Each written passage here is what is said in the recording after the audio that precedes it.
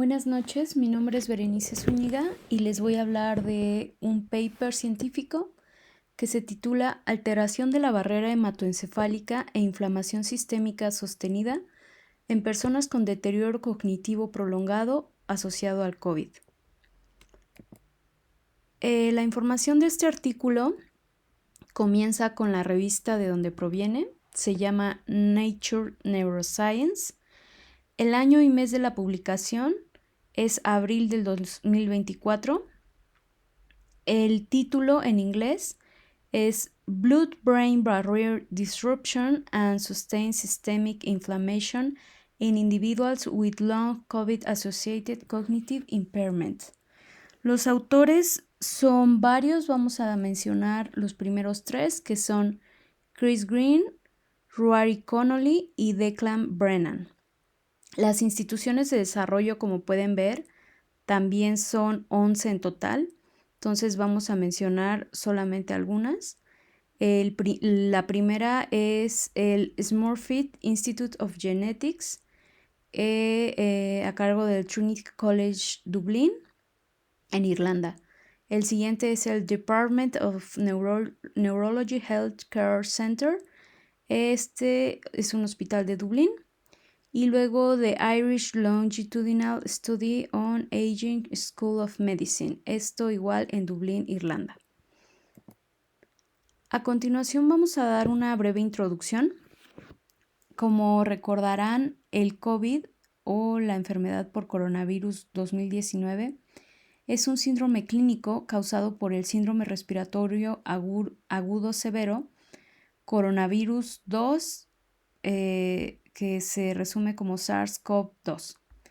Las secuelas neurológicas que tiene la COVID son conocidas coloquialmente como niebla mental.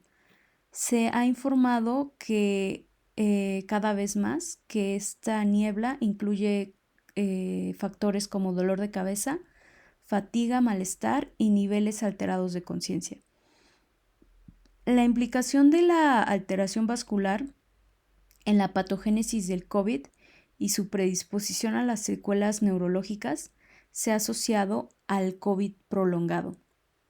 Se tienen evidencias de las alteraciones a la barrera hematoencefálica durante la infección aguda y en pacientes con COVID prolongado con deterioro cognitivo. Se ha postulado que tal vez esta inflamación sistémica sostenida y la disfunción persistente en la barrera hematoencefálica son características claves en la conocida confusión mental prolongada que se asocia a la COVID. Las preguntas de investigación que se plantearon en este artículo son, por ejemplo, si existe alguna relación entre la fatiga, la pérdida de memoria y la disnea, que son síntomas comunes durante el COVID, y el daño neurológico. Si la infección por COVID provoca daño a la barrera hematoencefálica. Si es así, ¿en qué momento se produciría el daño que existe? Otra pregunta sería si existe un daño cognitivo en los pacientes que sufrieron el daño en la barrera hematoencefálica. Y la última pregunta sería ¿a qué se debe la consecuencia neurológica del COVID? Las técnicas utilizadas son diversas y complejas. Vamos a mencionarlas. La primera fue una prueba olfatoria que se realiza mediante un examen de identificación de 3 tipos de olores, conocida como Q-SIT. La siguiente son mapas de permeabilidad de la barrera hematoencefálica. El siguiente es un software llamado BallBrain que se utiliza para medir el volumen anatómico de los cerebros estudiados. Se utilizaron pruebas sanguíneas, se utilizó un examen llamado Luminex de 10 plex para perfiles de citoquinas, se hicieron muestras de plasma sanguíneo, se realizó PCR cuantitativa con transcripción inversa, se realizaron cultivos celulares de HCMSD3 en medio del crecimiento de EGM2MB y se realizó un estudio de secuencias de RNA. Los resultados obtenidos, muy resumidos, son que existe una ruptura de la integridad de la barrera hematoencefálica y hay una posterior penetración cerebral de componentes séricos y citoquinas, lo cual es responsable de las manifestaciones neurológicas después de la infección por SARS-CoV-217. Se plantea la hipótesis de que la respuesta neurológica a la COVID puede deberse a la descomposición de la barrera hematoencefálica y su posterior extravasación de componentes séricos.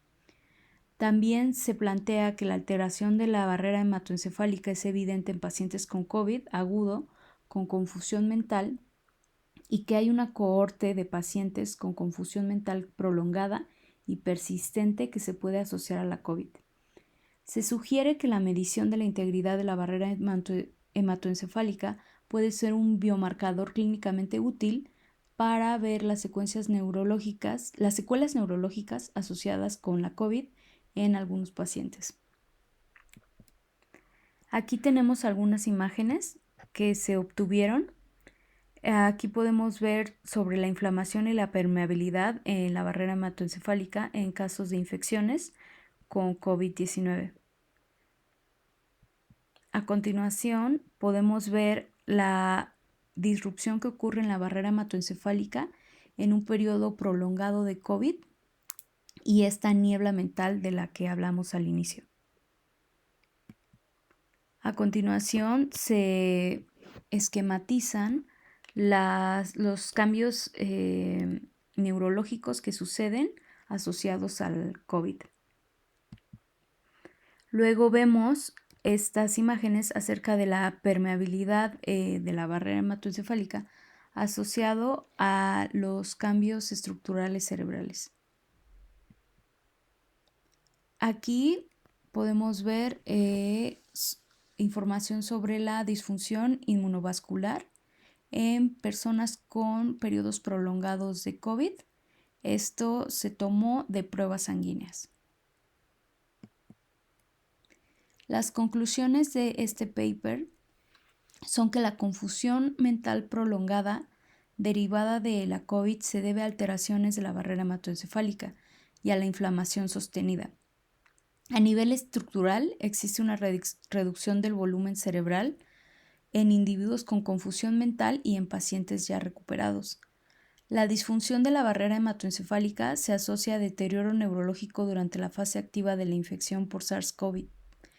Los pacientes con COVID prolongado tienen niveles elevados de IL-8, GFAP, TGF-ESET y TGF-ESET, lo cual aumenta específicamente la cohorte de personas con confusión mental.